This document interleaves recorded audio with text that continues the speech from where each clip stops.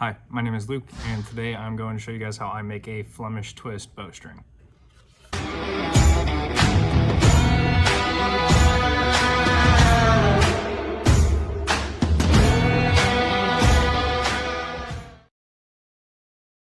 Okay, so we're gonna first start off by setting our jig. We are making this for a 60-inch longbow, which means we're probably looking at like a 57-inch string.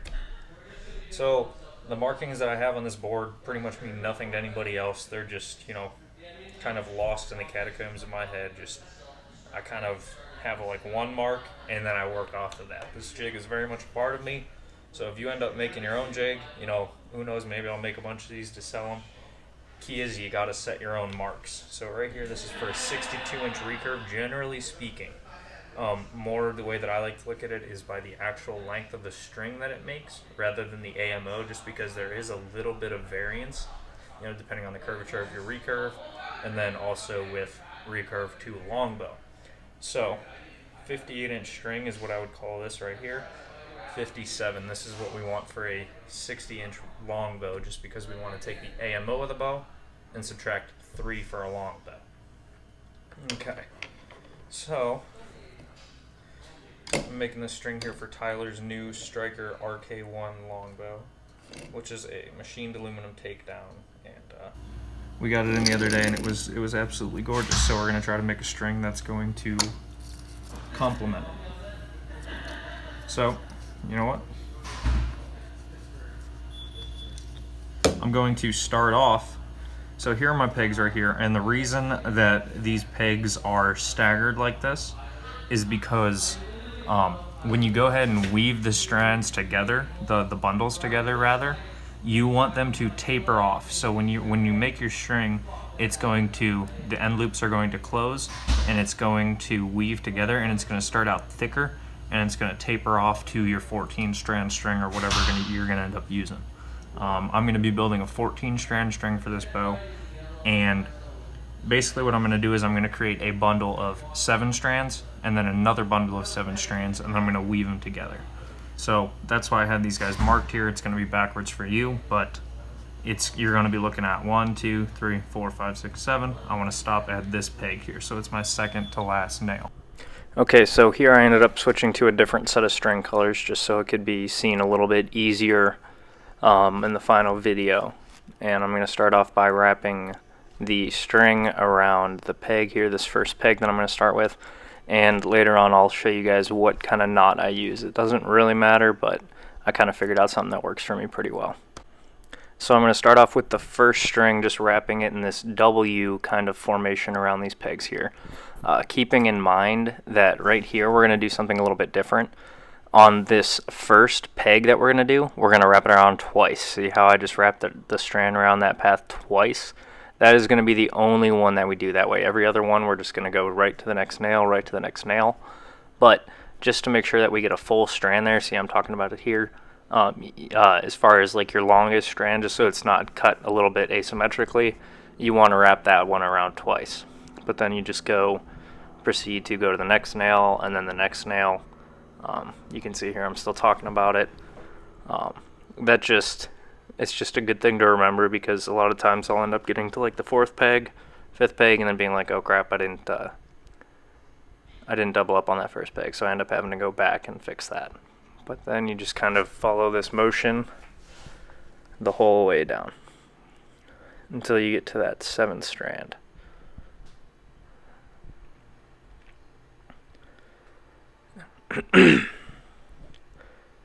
The best way I've found to let it unspool is to just kind of hold it loosely in one hand by the base of the spool, and then as I'm pulling, it'll just kind of feed through my hands, and that loose grip will just allow the string to just roll right off.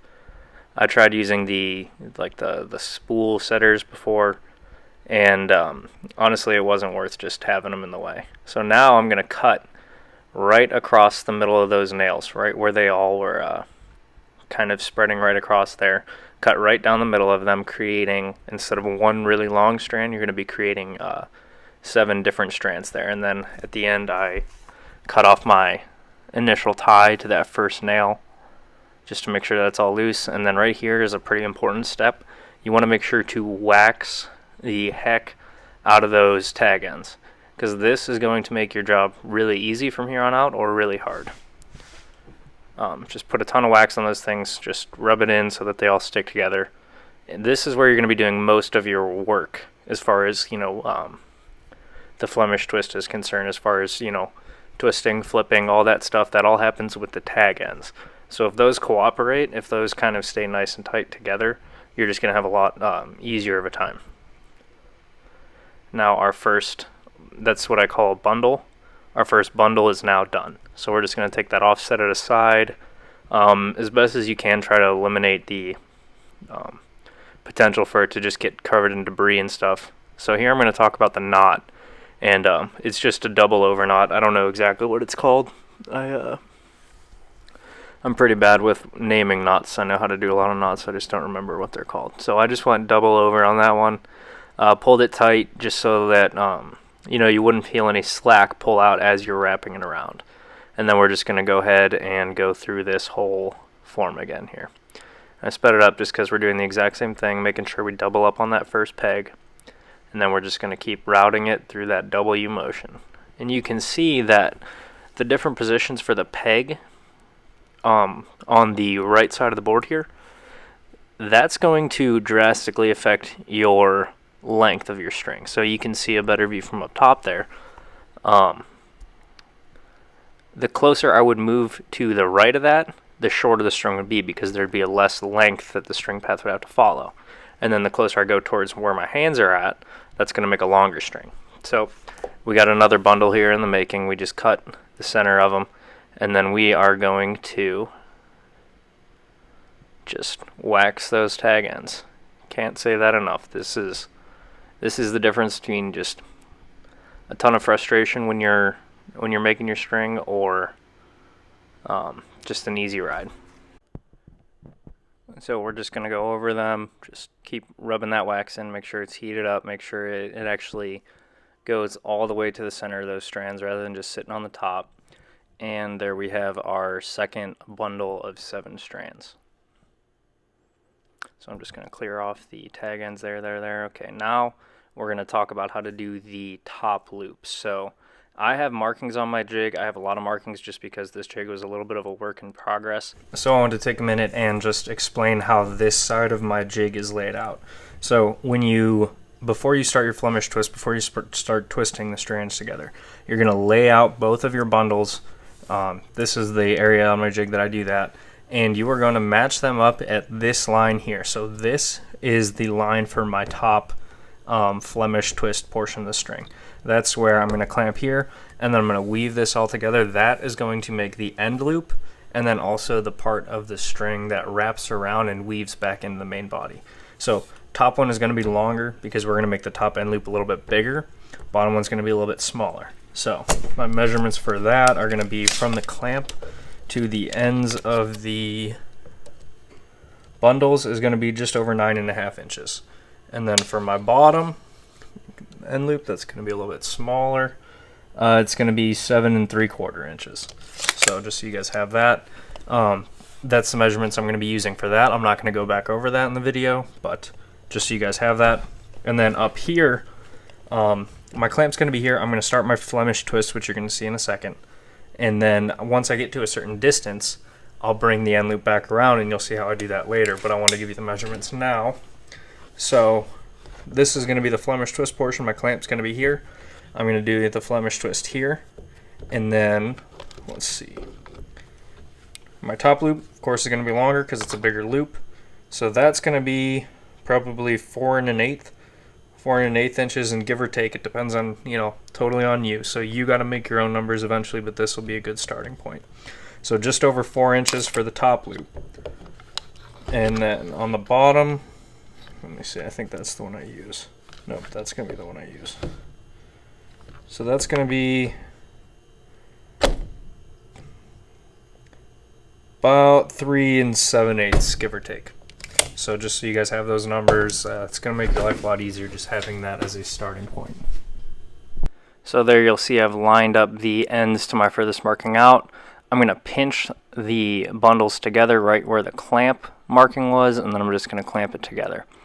And now I'm going to start pretty much the entire way to do a string here, this exact motion here. So with my right hand, I'm going to twist the string to the right, and I'm going to be twisting both of these bundles in the same direction. So I'm twisting the purple to the right, I'm twisting the green to the right. Now, right here I'm explaining that as you twist to the right, you are going to flip to the left. So whatever way that you are twisting the string, make sure that when you flip them over each other, you are going the opposite way. This is going to make sure that the strands stay separate and they don't get muddied up into the different bundles. And that is going to be the technique that you use for the entire string. So there I go, twist to the right, flip to the left, twist to the right, flip to the left. And of course this is upside down for you guys, but it doesn't really matter which way you could twist to the left and flip to the right. Just make sure that you are twisting it one way, flipping it the other way. And you don't have to put a ton of pressure when you go ahead and do these twists. You just want to do enough to get like some pattern to the string to differentiate it from the other bundle. You don't need to twist it up like crazy. So now I'm going to check it against that marking that I showed you guys a little bit earlier, and this is going to be my top one, so it should match up to the longer marking there. So it looks like I went over it just a little bit, and now that looks pretty good right there. That, what I just did, is going to be the entire top end loop. Now it's time to weave it back into the body of the string.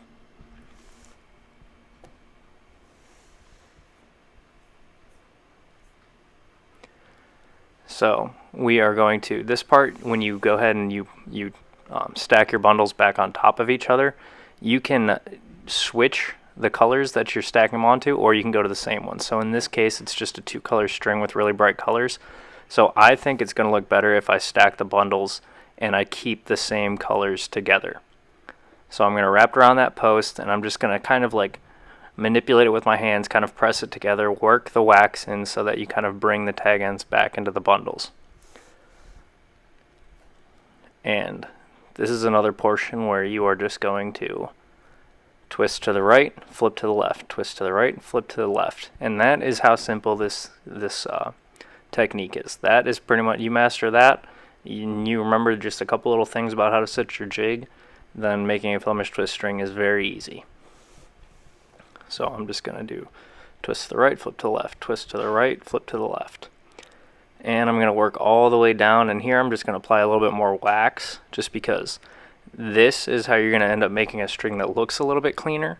If you don't wax those tag ends back together in the body of the string, it's not really going to affect the performance of the string much, but it is going to look a little bit, it's going to look a little bit worse, just because you're going to have tag ends popping out, and it looks kind of bad. And I sell strings, so whenever a customer picks it up and there's a bunch of tag ends sticking out the sides, you know, they kind of get worried. They're like, oh, is this safe to shoot? But at the end of the day, if you're just making it for yourself, like when I make my own Flemish twist strings, I'll leave the tag ends. I don't really care. And then, so I ended up ending the tapered section of it. I went past to where the string was brought back into the body, and now I'm just going to do about 10 more twists and flips once I get past the tapered end of those strands. Reason you want to have this, like the kind of the length that you're looking for here, on a recurve it's probably a little bit more important because this is the portion that's going to be contacting the belly of your limb. So just making sure that the Flemish twist portion of the string is going to make sure the string's a little bit quieter, and that it's going to be able to take just a little bit more abuse just from constantly shooting and smacking the limb. This is where we get into a really important aspect of making a Flemish twist string. This is what I would call back twisting. So in making all of the twists and flips that you were doing to bring the end loops together, you twisted up the whole body of the string. So right now what we got to do is we got to take all of that twist out. So I'm going to reverse twist the opposite way that the string is twisted, and my goal is to get the bundle, that entire green bundle right there, completely straight. So there's no twist in it at all, and when I make it slack, all of the strands will just separate. Because then what I'm going to do is I'm going to continue that twisting motion So it looks like I'm twisting it right hand, twisting it to the right to undo all the twist. And then I'm going to continue that twisting motion and add a certain amount of twists back into the string. Because the same way that when you're making that first end loop, you put a bunch of twists into the body of the string, when you make your bottom end loop, it's going to have the same effect. So basically what I'm doing here is I'm adding twists to the string to offset the amount of twists that I'm going to put into it when I make the bottom end loop. That is something that is very dependent on the person. So what I do is I will make about 14 full twists to that string, and that for me is pretty decent for the amount of twists that I put into the bottom end loop. So here we go. I'm just doing it about 6 to 8 inches at a time. I'm just making sure that I get that purple bundle just completely straight, and then I'm going to go ahead and I'm going to put about 15 more twists into that, which basically you're trying to predict the amount of twists that you're going to have to undo it. And what this does is it allows you to have a really round string, so you don't have any extra twists in it. So it's when you get to the body of the string, those strands should pretty much, or those bundles should pretty much form one huge bundle. Because when you go to twist your string together, having those be completely untwisted is just going to make it a lot easier to be consistent. And then when you have a really round string, you put serving on it, you're going to get a really consistent knock fit. So here I am. I'm going to line up the different tag ends onto the bottom marking of my end loop. And I gave you guys the measurement earlier in this video. I'm going to pinch it off there, and then I'm going to put my clamp on it, and then I'm going to do the exact same process that I did for the top end loop. So I'm going to take that first strand, and or that first bundle, twist it to the right, flip it to the left. And we're just going to continue that process until a certain length, which I gave you guys earlier in the video, and then I'm just going to check it right there. So that looks pretty good, and then you're going to combine the tag end to the body of the string again.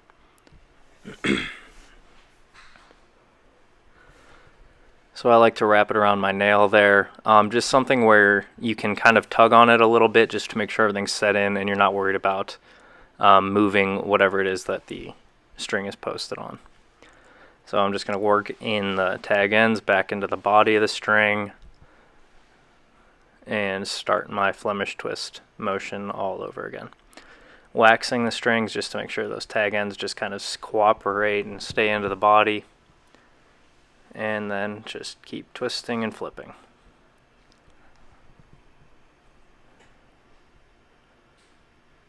And you'll kind of get into the groove of this. It'll be, the way that I like to do it is I like to twist with my forefinger and my thumb, and then with my middle finger, you can see there, I like to grab the other strand, or the other bundle rather. And so I'll hold it with my forefinger and my thumb, and then with my middle finger, just reach around and grab that. And that'll keep my my procedure pretty consistent. And then you're going to work all the way down to where the tapered ends of your tag ends stop, trying to keep those nice and tight inside the string. And then I just like to give it a nice tug just to make sure that everything's kind of set in there, and that wax is going to be able to hold that Flemish part together. So now I still have a little bit of back twist that I put into my strand, so in order to get that out, I'm going to continue the Flemish twist motion past the tag ends, and I'm going to just kind of sporadically check it. So like I'll do a couple, I'll pull it tight, I'll do a couple twists and flips, I'll pull it tight, and then what I'm going to do now is I'm probably going to just kind of stretch out the string and see how the body of my strings look. So the body of the bundles, that would be the portion of the green bundle and the purple bundle that are still separate. I want to make sure that they're nice and flat. So you can see there like all the strands are kind of separating for the green one. When your string is twisted up, the strands won't separate like that. They'll kind of like weave together in this helix kind of formation. So right there, it looks like my strings are pretty good. Like they're pretty straight across. They're not twisted up at all. And that is going to be a perfect foundation for beginning to just twist the rest of my string together. So when you twist your string together, there's two ways that you can twist it, obviously left or right. So one way that you do it will start to undo your Flemish twist portion. So just kind of monkey with it, turn it one way, turn it the other way, see which way adds twist to it, and see which way takes twist out, and that'll be a good way to just kind of figure out the direction of your twist. And that will dictate the direction of your center serving when I end up posting that video on how to add center serving to it. So I'm just going to keep my hand in there to just keep it separate, and I'm just going to slowly twist this string together. And this is where it's really nice to have where you can kind of see the benefits of having really flat, untwisted string bodies, just because look how nicely that rolls together. That's just going to make a perfectly round string.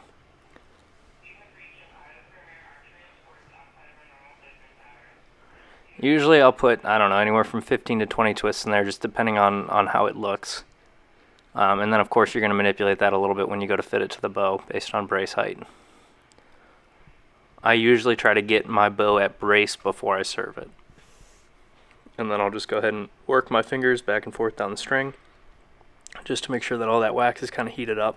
Now when you get string material from the factory, I get it from BCY, it is already coated in wax. So you can just kind of use that wax that's already in there and activate it just by rubbing it together. And there you go, that's going to be your end loops right there to a perfectly round Flemish twist string. And then you can see here, I got the top end loop and I got the bottom end loop. And there we go.